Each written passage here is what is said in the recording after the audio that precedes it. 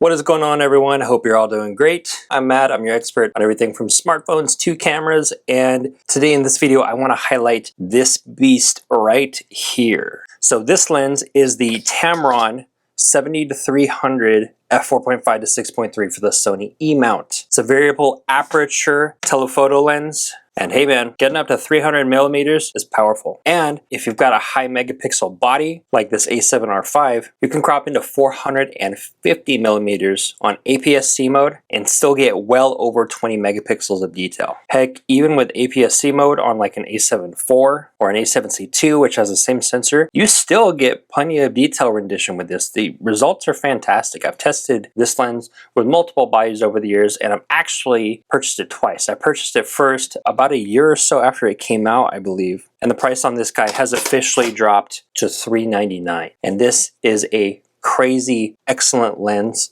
for $399. It's almost like you can't afford to not have it at that price point. Because if you guys are in the market for any telephoto zooms, then you know it can easily cost way over $1,000. Heck, you can easily spend $2,000 to $3,000. But $399, that's just different.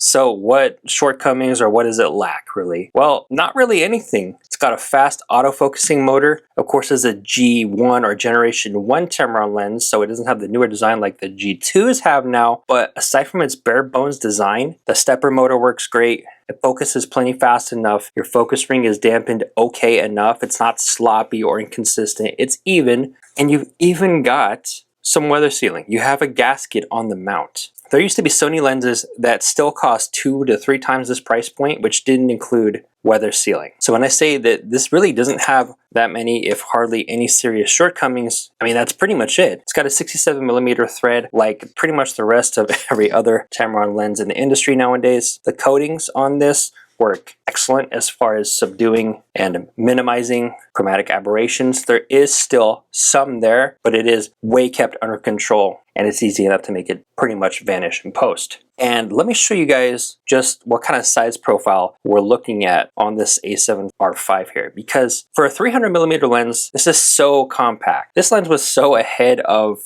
the game when it came out.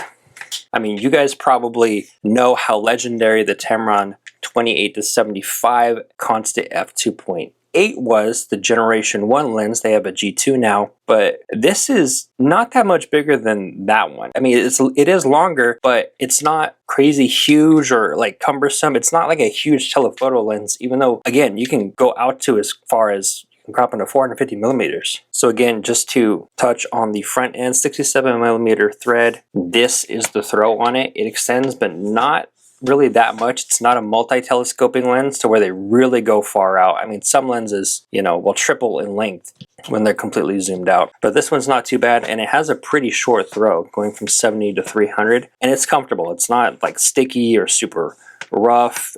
It's smooth, and it has a good amount of tightness, I would say. It does come with the lens hood, as you guys can see here, so you can slap that on with simple alignment and click, and then that's it. So this is a, you know, this is what gets me so excited, and why I want to talk about these lenses and setups, is because for $399 you are seeing far.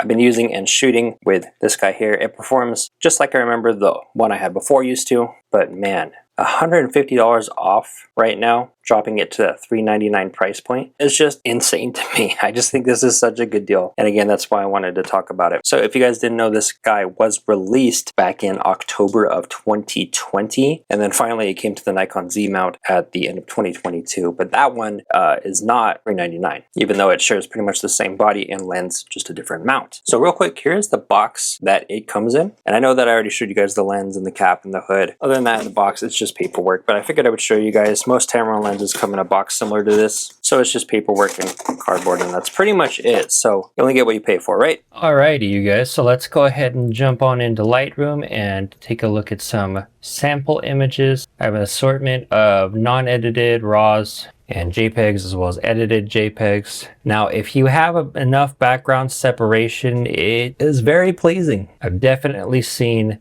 worse bokeh. And thanks to the 60 megapixels on the A7R5 I was shooting with, I have plenty of detail. So as you guys can see, I take pictures of everything and nothing at the same time. You just never know what might be interesting, right? But yeah, having the power to zoom out to that 300mm point allows you to get some really cool background separation. Here's a non-edited JPEG. That works fantastic on its own. And what was I trying to do here? I don't know. I don't know what that thing is, but I like it. Birds land on it. It's cool. Here's some spiky death balls, I'm gonna call them. There's an old vintage tractor with these lavender colored flowers. Yeah, some shots like this, you know, they're really cool. I mean, what truly makes a photo good is subject and composition. But even when you kind of don't have that, you can make some cool looking photos by just separating the foreground and the background. Makes for an interesting scene, and of course playing with the colors as well. But you know, all of these were shot on the 70-300. Oh, here's a really cool shot that I took. This plane with the jet stream was just kind of going, and it was about to go behind the clouds, and I caught it just right before. I thought it was cool. Also, here's something interesting. How come, so here's a picture of the moon. Very cool. So I've always thought that this was weird and interesting. So here's a picture of the moon. As you guys can see, it's like 6:30 in the evening. So I took these photos of the moon and then immediately turned 45 degrees to my right and took a picture of the sun. I'm pretty sure both of them are not supposed to be up. Why does no one question this? And here's an even better one of the sun setting.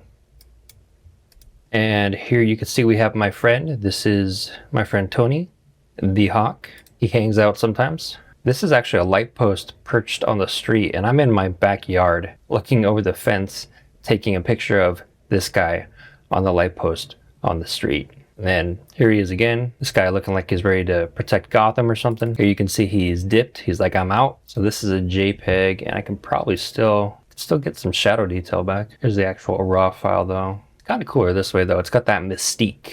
Anyway, but yeah, overall, I would recommend this lens to friends and family. I do foresee it staying at the $399 price point for the holidays, but you never know. Stocks might run out. Anyway, I'm enjoying the heck out of using this guy. Hope you guys enjoyed the video. See you in the next one.